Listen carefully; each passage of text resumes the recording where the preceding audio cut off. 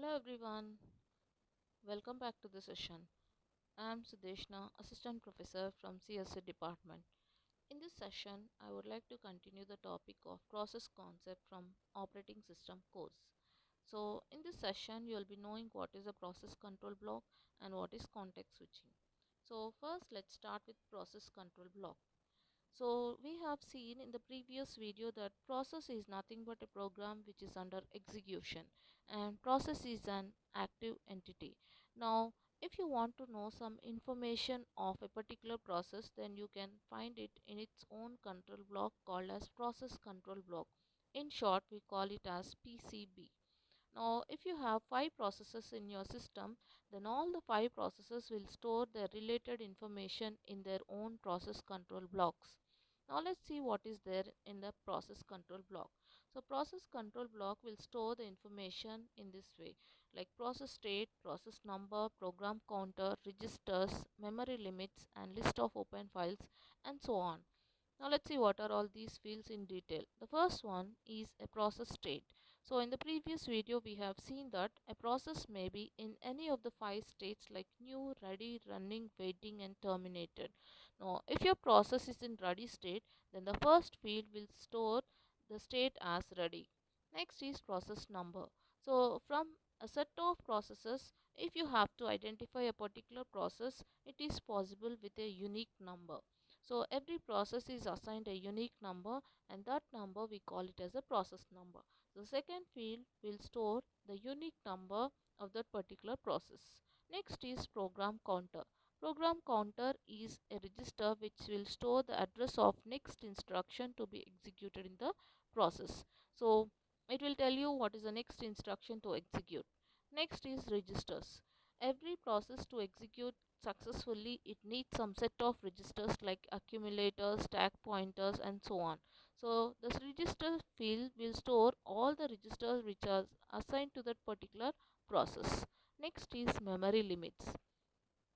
This field will give you the basic information about memory management by that particular process, means how much memory is assigned to that particular process and how it utilized, what is the base register, limit register, segmentation tables, page tables and so on. All these memory management related topics will be learning in the coming videos. Next is list of open files.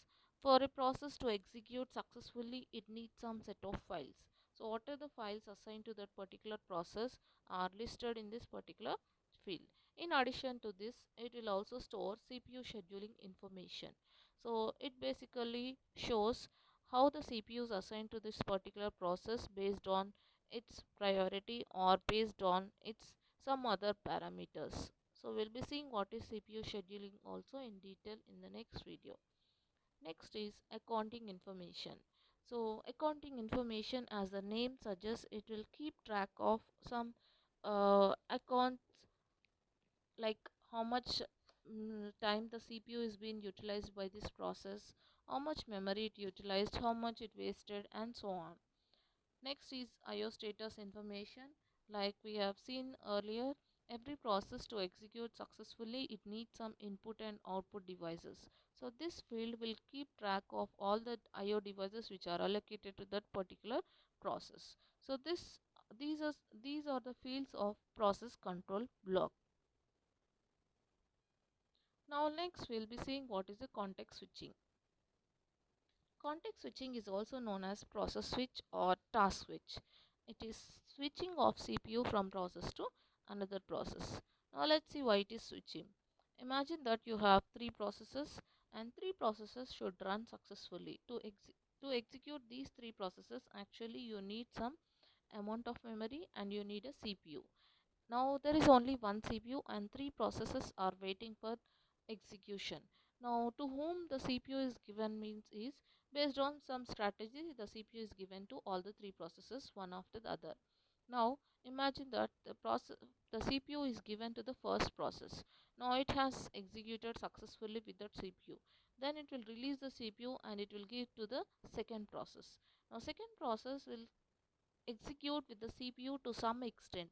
After that an interrupt happen, then the second process will release the CPU and it will give to the third one. But before releasing the CPU, what the second process should do is it should save its status. That is, whatever it has done till now, it should save its status in a particular register of process control block. After saving, it will give the CPU to the third one. Now, third one will start the execution with the CPU. Now, once the third one has completed its execution, it will give the CPU to the second one. Now, when the second one again gets the CPU to execute, it will start from the point from where it has left earlier. Now, how it will know this point means it actually saved its status in the register. So it will see the status in the register, and from that point it will resume back its execution. So if it is not saving its status in the register, it's not possible to start from a particular point. So it has to start again from the beginning. So that's a drawback. So context switching will allow you to swap the CPU from one process to other process if that particular process is not executing now. So when it is swapping, the process should save its status in the register. Now this makes the user feel that process P2 and P3 are executing at the same time. What is actually happening at the background means when P2 is stopping its execution, P3 started.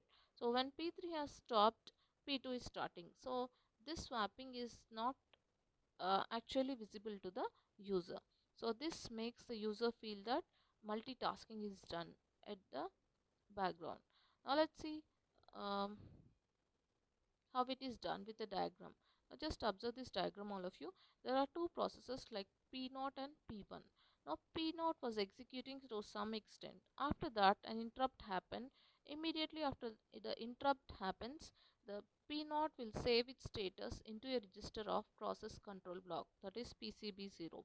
Now after that CPU P1 will reload the state of process P1 into the CPU, from where process P1 will start executing. Now in the meanwhile P0 will be idle. It will not be doing any execution.